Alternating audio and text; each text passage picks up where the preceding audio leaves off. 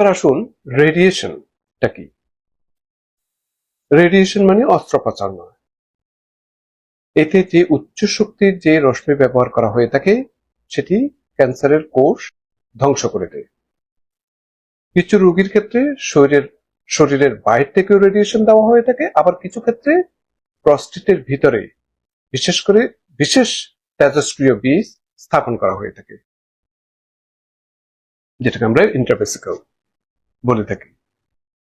অনেক রোগী হাসপাতালে ভর্তি না হয়েও এই রেডিয়েশন নিয়ে বাড়ি ফিরে যেতে পারে। চিকিৎসাটা সাধারণত কয়েক সপ্তাহ ধরে চলে।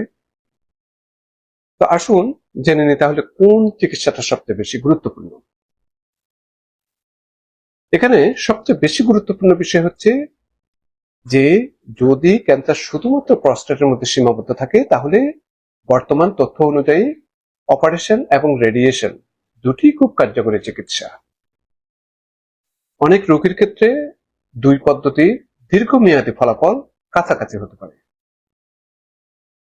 তাহলে সিদ্ধান্তটা কিভাবে নেওয়া হয় সেটিও একটু আমরা জানব। সিদ্ধান্তটা নির্ভর করে ক্যান্সারের স্টেজের উপর। আপনারা শুনেছেন হয়তো গ্লেসন স্কোর বলে থাকি।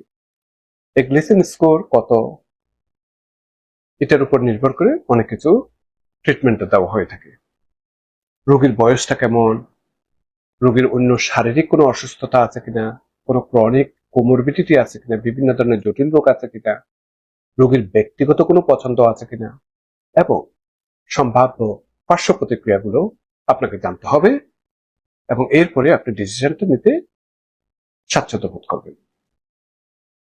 এই কারণে একজন ইউরোলজিস্ট এবং একজন রেডিয়েশন অনকোলজিস্ট দুই বিশেষজ্ঞের মতামত শোনা খুবই গুরুত্বপূর্ণ।